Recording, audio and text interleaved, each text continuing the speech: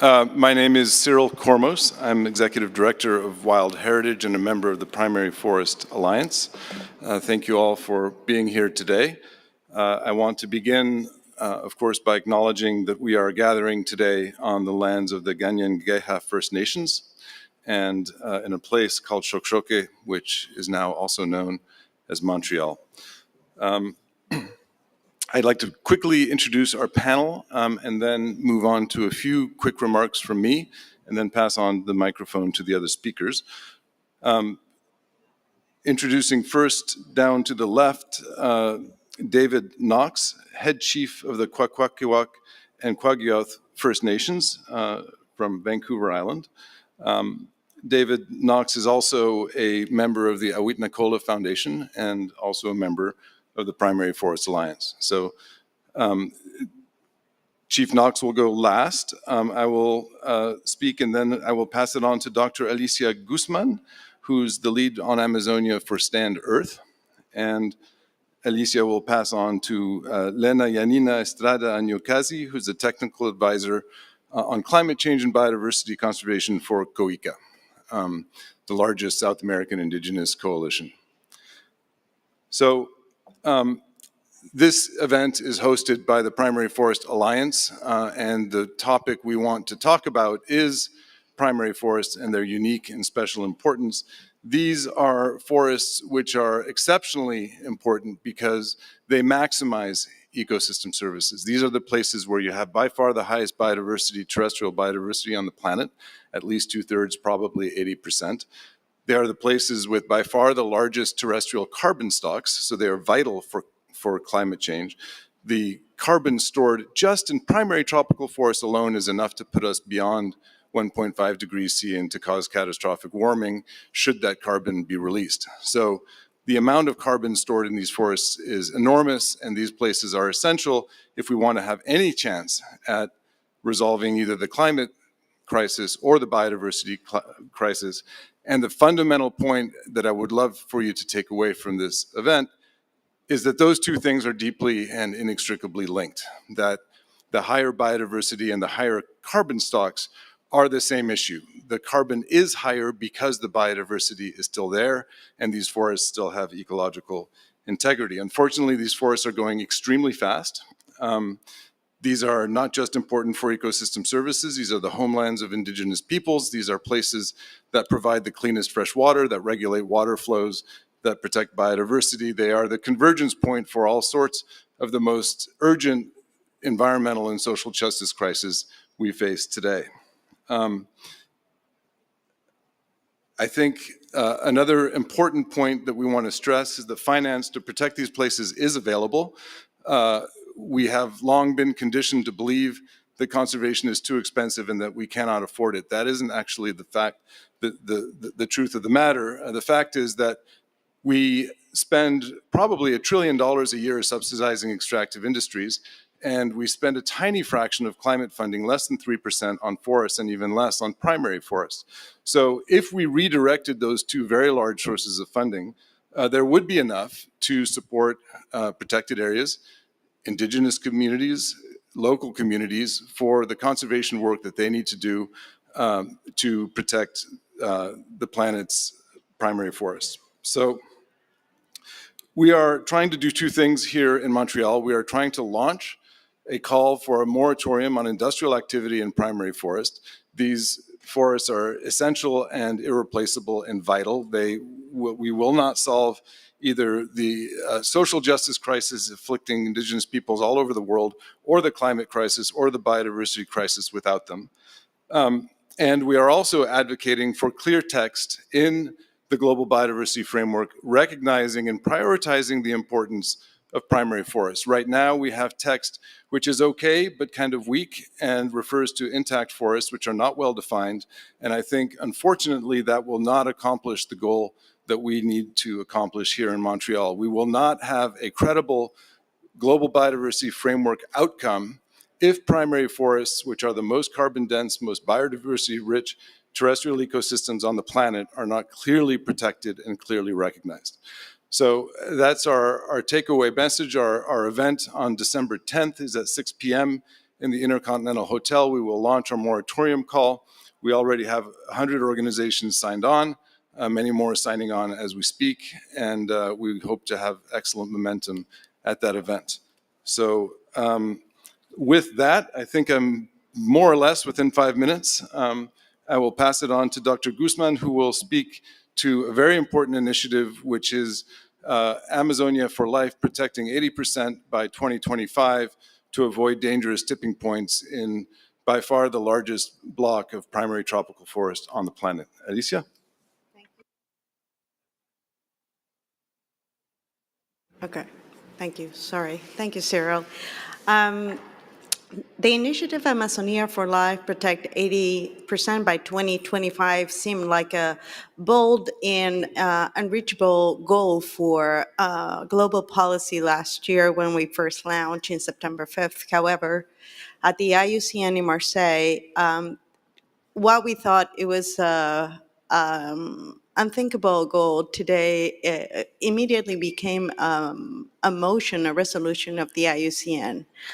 We know now with the science and the data that we've been collecting throughout all this time that protecting 80% of the Amazonia, it's not just feasible, but urgent. I'd like to address that in the data point and the data that we have been collecting, when we talk about how are you going to, the big question is like, how are we going to do this? How are we going to protect the Amazonia at a level of 80%?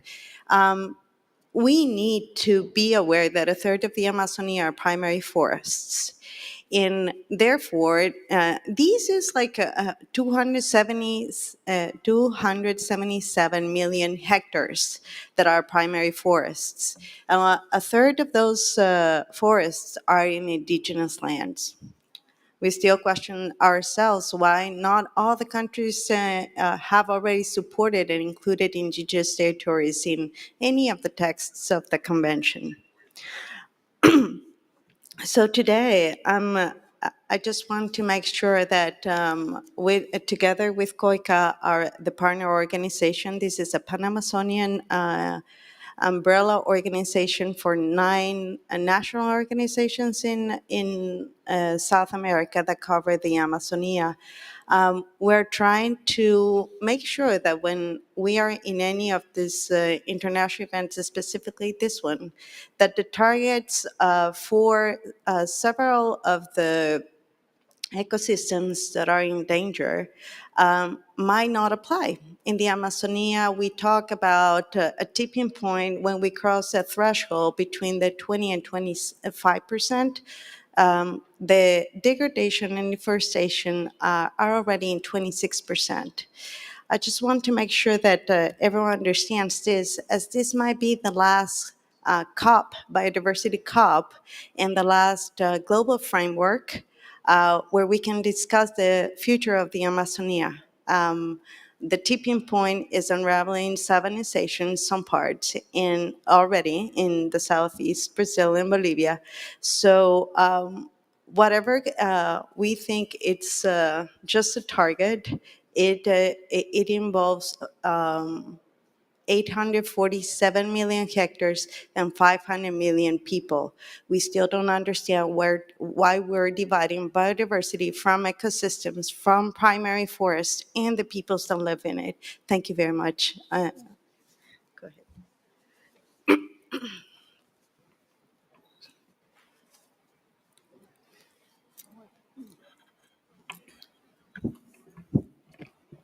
Hola.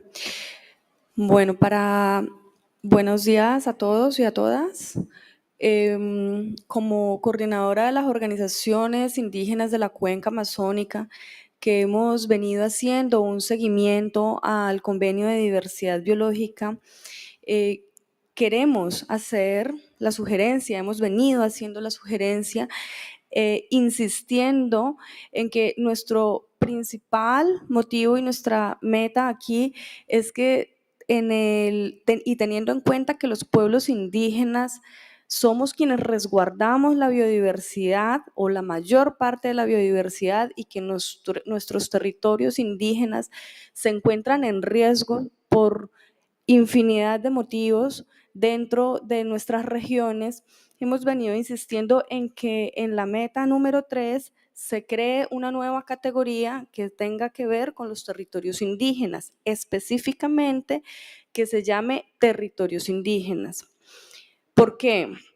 Porque como pueblos indígenas no nos sentimos identificados con las áreas protegidas ni con las áreas de conservación.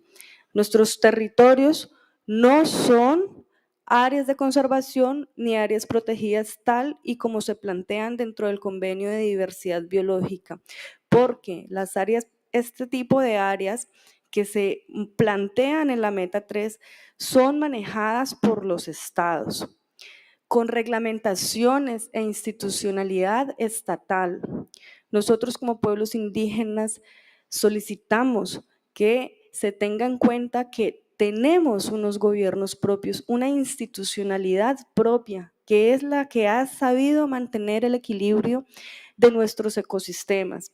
Y esa institucionalidad que hay muchos países que ya la reconocen, debe reconocerse también dentro del marco del Convenio de Diversidad Biológica. Eso es lo que significa territorios indígenas. No somos áreas protegidas, no somos áreas de conservación y se plantea después de esas otras áreas de conservación una nueva categoría que sean áreas de territorios indígenas y territorios consuetudinarios, para lo cual ya hemos llegado a un acuerdo, un consenso global dentro de el caucus indígena o el foro indígena de biodiversidad, y es lo que estamos pidiendo los indígenas a nivel global. Nosotros como pueblos indígenas no podemos retroceder en los derechos que ya hemos adquirido o que futuramente o no podemos renunciar a los derechos que futuramente podamos alcanzar. Por eso, esta categoría es supremamente importante y creo que es nuestra principal meta en este convenio de diversidad biológica. Muchísimas gracias. Gracias, Elena.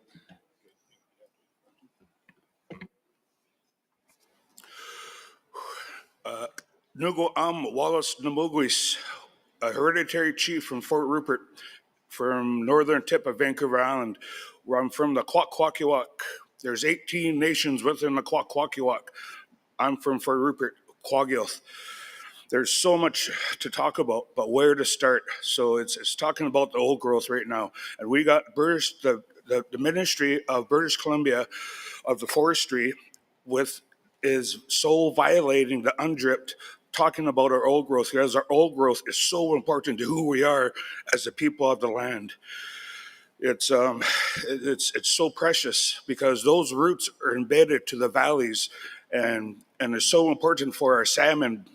And the roots are embedded, and the berries and other medicines and everything lives off those roots of the old growth forest. And it's so important to be able to talk about the raw truth about how do we implement stewardship in all levels of ministries, especially talking about the forestry, because the forest is so important to all of the people, for the first people of the land. And it's a global impact for everyone. So it's time to pull up our socks to be able to save our old growth, because it's becoming another cultural genocide for our people, all the people around the world. So how do we make so wrong to make it right? We have to heal our lands, heal our waters, and then the people will heal all together, and we'll be all as one, because it's all about who we are as one. Thank you.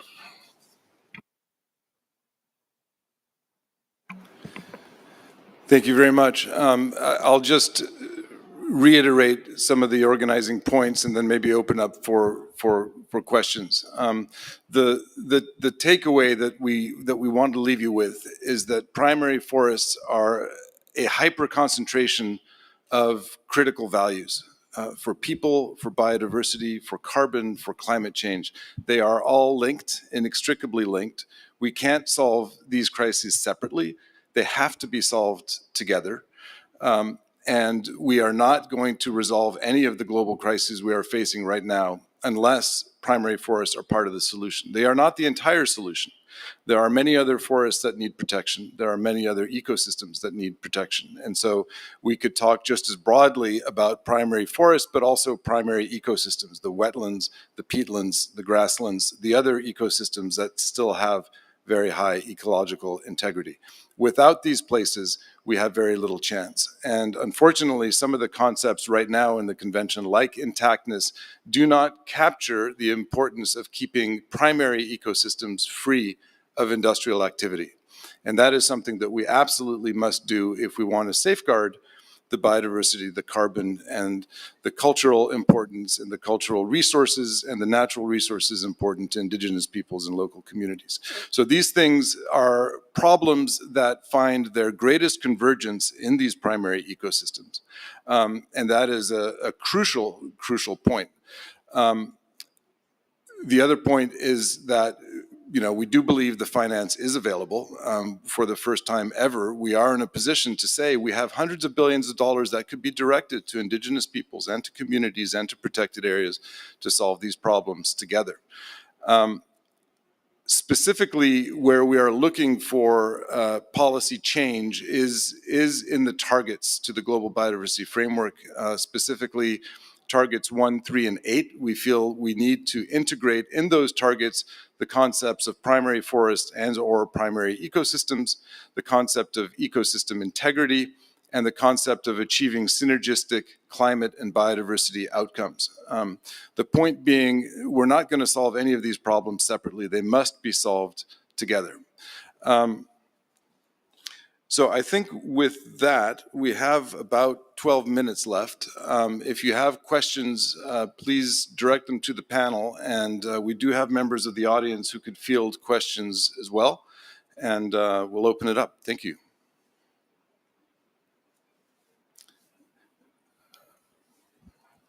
Good morning. My name is Giancarlo Rodriguez. I represent the German Development Institute. And my question, so first to support all your points that you raised, I think that is very important. But I was wondering if setting Amazonia, the 80% of the Amazonia under protection, what it says about local communities that are not part of indigenous peoples, but campesinos. So how to go about that? That's my question. Thank you very much. Thank you. Thank you for your question. I think what it's important to understand is that 27% of the Amazonia, it's indigenous territories, and 25%, around 25, 26% are already protected areas. That covers 48% of the whole territory, with drivers on top of the indigenous territories and protected areas. Not that it does not happen, they're completely protected. So the 80% wouldn't be possible, not just with local communities and governments, subnational governments and central governments.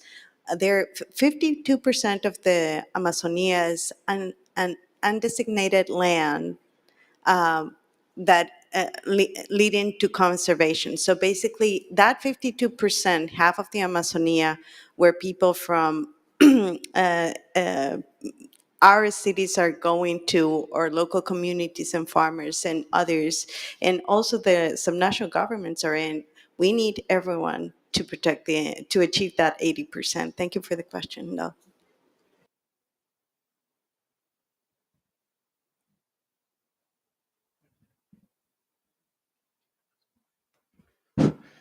Good afternoon. Thank you very much. My name is Nicholas King, Wilderness Foundation, Africa. We fully support all the points you were talking about, and that protecting primary forests is a multi-solving solution. The one thing I didn't hear you mention, and my apologies if the lady who spoke in Spanish did mention it, is that the industrial activity in primary forests is also at the forefront of violations of human rights and environmental defenders. So protecting primary forests from industrial activity is a biodiversity, climate, carbon, and human rights issue by preventing those industrial activities happening in those primary forests. So I'd be interested to hear if you're including that as part of the principles behind this initiative. Thank you. I'll just jump in there very quickly to say, yes, we fully agree, and that is articulated on our website, in our moratorium call, if you go to https://primaryforest.org, we have a moratorium call posted there, and the disaster of aggression against environmental defenders is clearly noted in the moratorium. So we fully agree. Does anybody else want to address that point? Yeah, with our nation up in Vancouver Island, we did put a moratorium on old growth logging to stop it, but it's our Indian Act system that's allowing deforestation within our nation's area. And we got 5 watersheds within Fort Rupert lands, and lucky we got 6% old growth left, and that's what they're targeting right now as we're speaking. And it's I don't know, it's so dredging to the heart, showing the deforestation that's allowed by the Ministry of Government with industry. So that's why I keep saying, how do we implement stewardship within all levels and industry?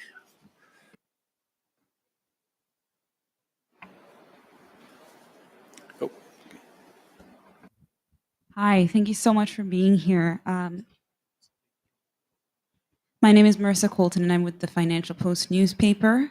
You've mentioned this moratorium on industrial activity on the primary areas of the Amazonia.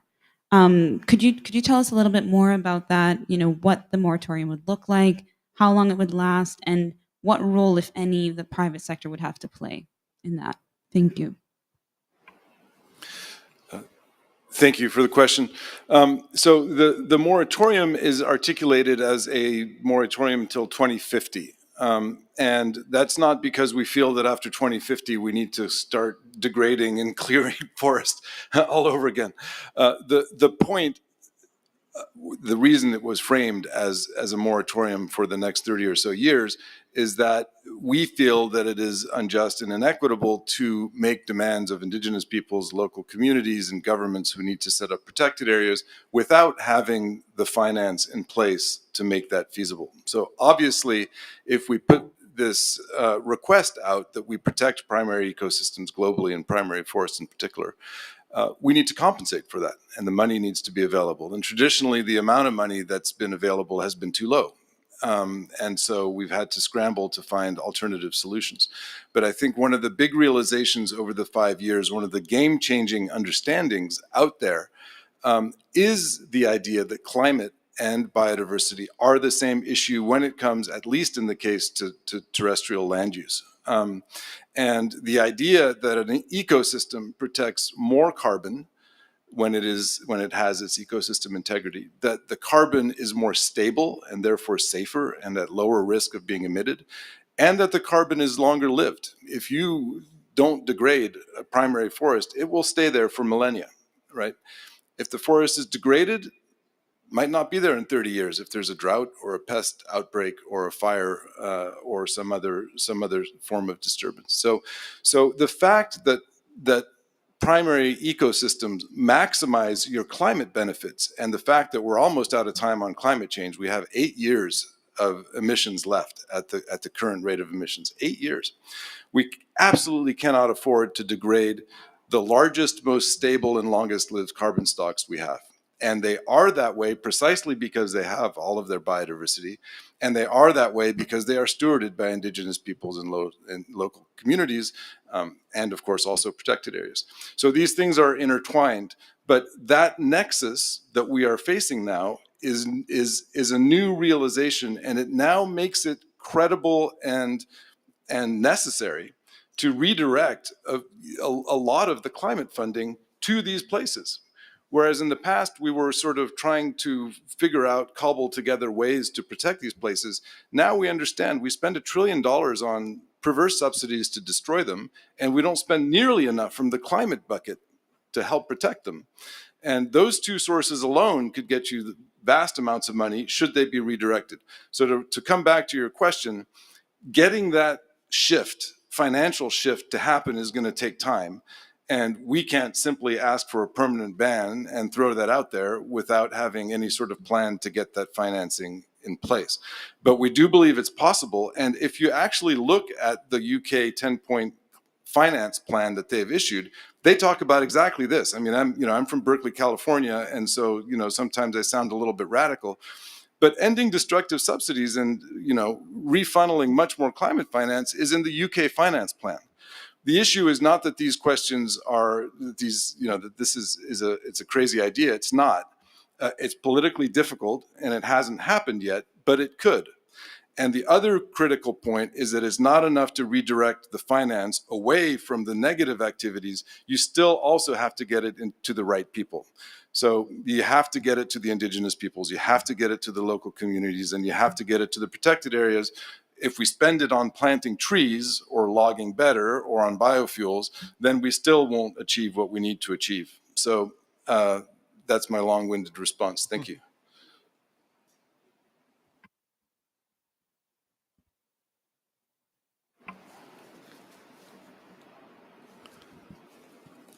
Hi, my name is Rebecca Awinen. I'm from the Finnish delegation. You stressed the distinction between intact and primary forest. Could you once more explain why? And I'm looking at this from a boreal forest point of view, and I have to explain, and even translate what it means. Yeah, thank you for the question. Intact, colloquially, when people use it in casual conservation, means the same thing as primary. However, in a policy context, the term intact is not carefully defined. And I think some people interpret it only as the very largest blocks of primary ecosystems left on the planet, rather than some of the small fragments, which are very important from a restoration standpoint and for biodiversity. And also, it's not clear whether industrial extraction is excluded from intact forests. When Target 1 mentions intact forests or intact ecosystems, how are those places actually used? So the language in there is not terrible, but we need certainty because these are the most important places left. We don't solve any global crises without them. They cannot be left behind. So we need absolute clarity, and that's why we are being so insistent on this point today. Thank you.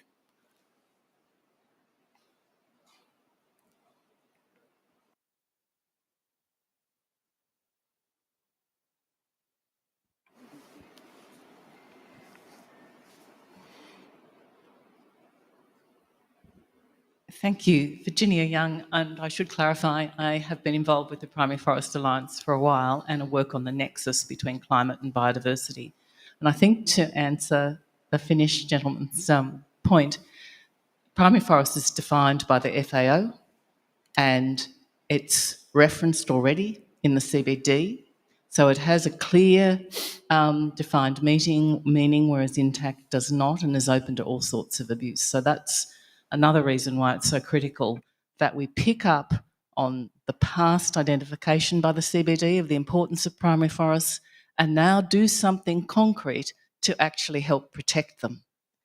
And what that concrete action looks like is supporting the rights and livelihoods of Indigenous communities who are their custodians globally, but also there are some big lessons, if you like, for developed countries like Western Europe who don't have a lot of primary forests left, and all the smaller areas of primary forest should be cause for recovery in Europe. Thanks. And I'll just add very quickly to Virginia's point, just to amplify the policy, the momentum around primary forest is actually growing, not just because of the CBD decisions that were passed in 2018, but the IPCC Working Group 3 report on mitigation has very strong language on primary forest for the first time, linking the biodiversity and the climate language together in a very useful way.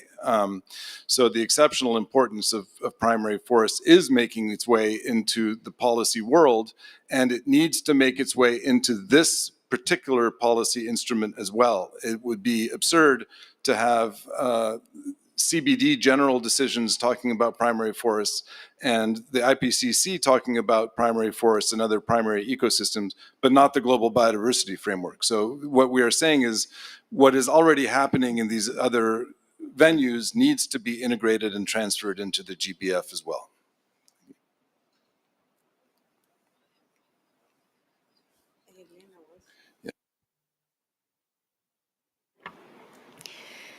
Sí, con respecto a lo que has dicho, creo que es importante tener en cuenta que cuando se hablan de bosques y de pronto bosques primarios, no siempre se tiene en cuenta la diversidad de visiones como lo puede ser la visión indígena, y es que nosotros hemos estado siempre en bosques conviviendo y viviendo en bosques que quizás la sociedad occidental ha considerado que nadie ha vivido allí o que se han mantenido solos.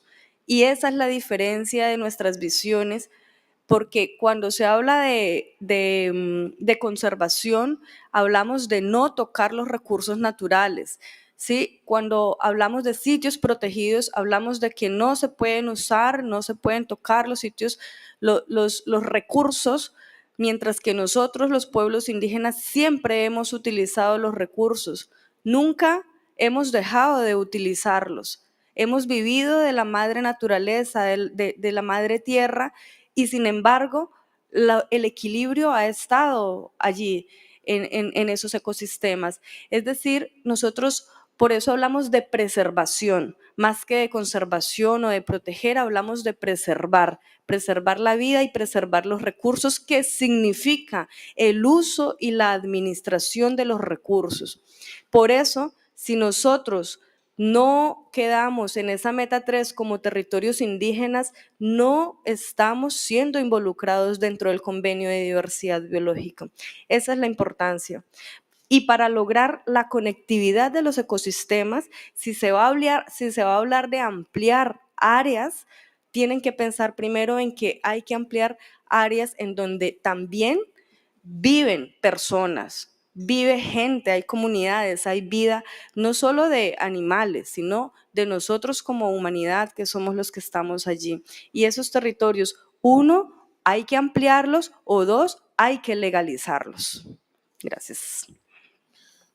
Chief Knox, any last words of inspiration as we go? Yeah, there's, like I say, there's so much to talk about, but the bottom line is let's heal our forests, let's heal our waters, and let the people will heal with it. Let's find those objectives to work together to make it right for the future, because it's about the future and about the future generations ahead of us. It's not about us. And people are just cashing in for the moment because red cedar, the old growth, is the highest value it's ever been in the whole world right now, and that's what they're deforesting as we're speaking. Thank you. Couldn't say it any better. Thank you very much for all of our panelists. Thank you for participating, and we are obviously available for any further discussion or questions that you might have. Thank you.